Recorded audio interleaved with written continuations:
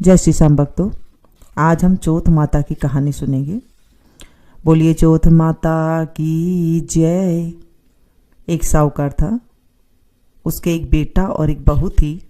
बहू पियर जब भी जाती तो उसका बाप पूछता कि बेटी तू क्या खाकर आई है। वो बोलती मैं बासी कुसी खाकर आई हूँ। एक दिन साहूकार का बेटा ने उसका ससुरा मिल गया। ससुरा बोला कि तुम लोग मेरी बेटी को बासी कुसी क्यों घर खिलाते हो, क्यों उसे खाने को देते हो बासी कुसी। लड़के ने ये बात माँ से आकर पूछा तो माँ बोली कि मैं तो ताजी ही घालती हूँ, चाहे तू आज देख लेना। एक दिन बहू का बाप आया, फिर से पूछा कि बेटी क्या खाया तूने। बेटी बोली बासी कुसी खाया है। उसका बाप जब चला गया, बाद में उसका पति बहुत नाराज हुआ और बोला कि मेरा बाप को क्यों बदनाम कर रही है, ताजी खाकर बासी कुसी बता रही है। जब वो बोली कि तुम्हारा बाप कमाता है, तुम नहीं कमाते हो, तो वो खाना तो मेरे लिए बासी कुसी हुआ ना। यह सुनकर उसका पति कमाने के लिए चला। एक दिन वो पड़ोसन से आग लेने गई तो देख रही थी कि सब लोग वहाँ पर कहानी सुन रहे थे।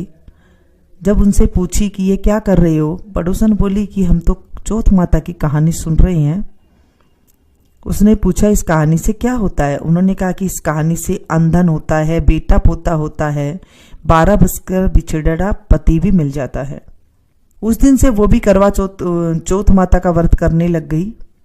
सासू 4 टाइम खाने को देती, जो एक बार तो वो भगवान के नाम का निकाल देती, एक बार गाय को दे देती एक बार का खाना, और एक बार का खाना वो राख के नीचे गाड़ देती थी, और एक बार को चांद को अर्घ देकर आप खा लेती थी। ऐसे ही चौथ करते करते 12 बरस हो गए। गणेश चौथ ने सोचा कि इस व्रत करते इसको 12 बरस हो गए हैं, अगर इसका पति वापिस नहीं आएगा तो हमें कलयुग में कौन मानेगा। उस रात को चौथ माता ने पति से बोली कि तू अब घर जा, तेरी औरत तुझे याद कर रही है। वो बोला मैं तो बहुत कमाने में उलझ गया हूँ, कैसे जाऊँगा। चौथ माता बोली कि दिन उगने से पहले ही चौथ माता का नाम लेकर दोनों गोड़े मोड़कर बैठ जाना, तो देने वाला दे जाएंगे और लेने वाला ले जाएंगे। वो सवेरे उठकर ऐसे ही करा, सारा काम पूरा हो गया। घर आने लगा तो रास्ते में उसे एक बूढ़ा सांप दुख के मारे जल रहा था, तो उसने उसको छिचकारा सांप ने और बोला मैं तेरे को खाऊंगा।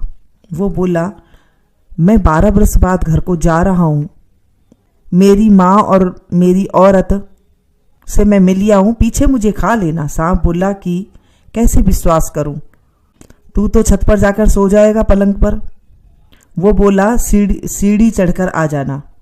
इतना कहकर वो उदास होकर घर गया, कोई से बात भी नहीं करी।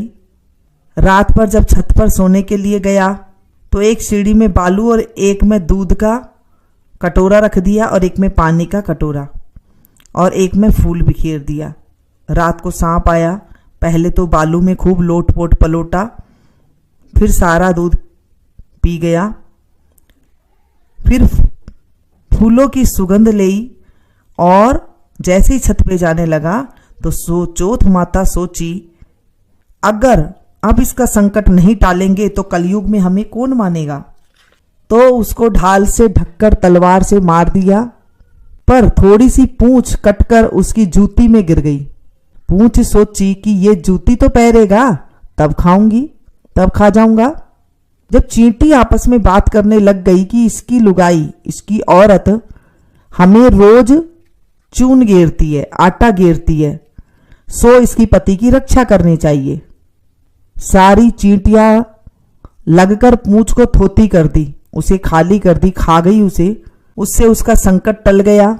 जब सवेरे उठने में देर हो गई तो माँ सोची मैं ऊपर जाकर देख के आऊं। जैसे ही जाने लगी तो सीढ़ी में खून देखकर चिल्लाई, सोची कि मेरा बेटा मर गया। बेटा आकर सारी बात बताई और माँ ने पूछा कि मेरे नाम से कोई पुण्य व्रत करा था क्या।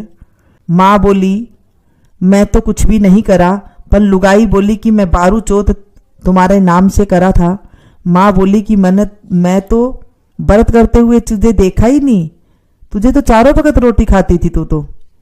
बहू बोली एक टाइम का मैं हथकार का निकालती थी, एक टाइम का मैं गाय को देती थी, एक टाइम का मैं राख में गाड़ देती थी मिट्टी के अंदर, और एक टाइम का मैं चांद को अर्घ देकर खाती थी। ब्राह्मणी की लड़की को बुलाकर पूछा तो वो बोली हाँ मुझे देती थी। गायन से पूछा तो वो उन्हें हुक्कारा भर दिया। राख को खोद कर देखा तो सोने की ईंट हो गई जो इसने रोटी रखी थी। सारी नगरी में उन्होंने हेला फिरा दिया। सबसे कहा कि पुरुष की औरत और बेटा की माँ सबको ये व्रत करियो। दीदा गोड़ा आंख गोड़ा को धीरा सी, और सबको ये व्रत को करियो। हे चौथ माता, जैसे उसको सुहाग दिया वैसे सबको देना, कहते को सुनते को हुंकारा भरते को मेरे परिवार को देना और हमारी रक्षा करना। इसके बाद विंध्याक जी की कहानी सुनते हैं।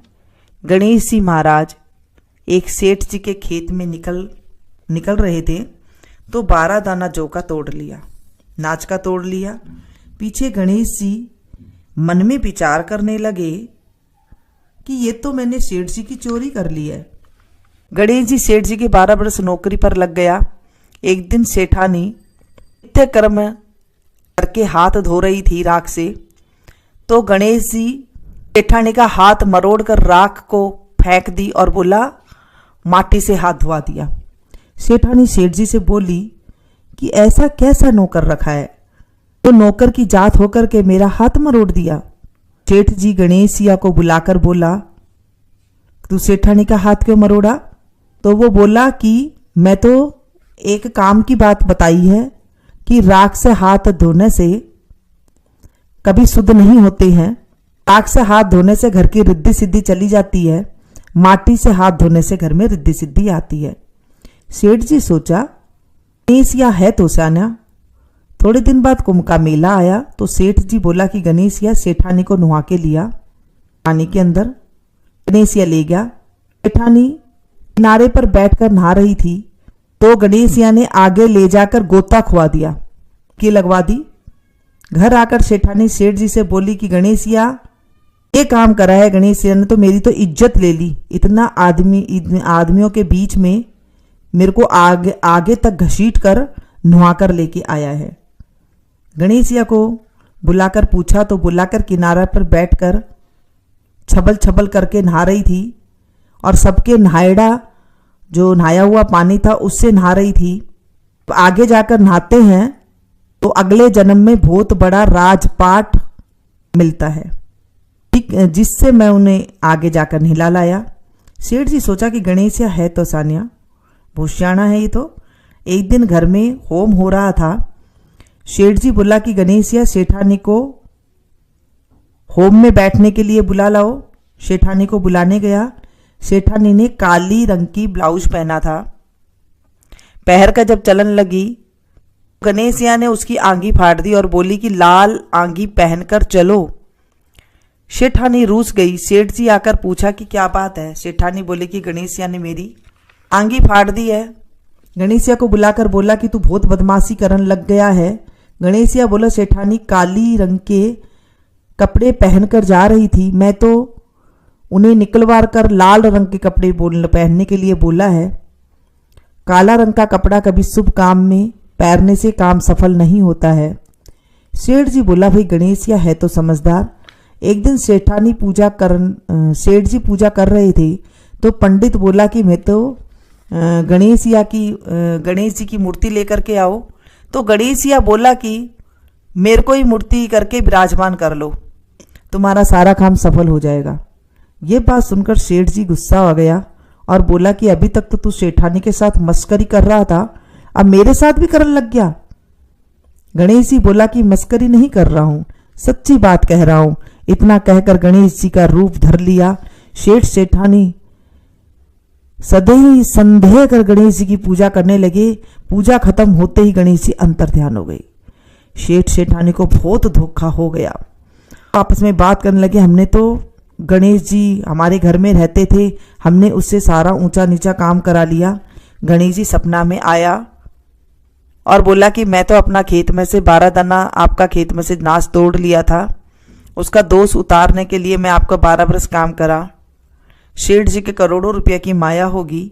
हे गणेश जी महाराज, जैसे वो शेठानी को दिया, शेठ को दिया, वैसा सभी को देना। इस कहानी को कहते को, सुनते को, हुंकारा भरते को, मेरे परिवार को भी देना। हे गणेश जी महाराज, हमारी रक्षा करना। हे चौथ माता, हमने आज कथा सुनी है चौथ माता की। इस कथा में कोई गलती होगी हो तो हमें माफ करना।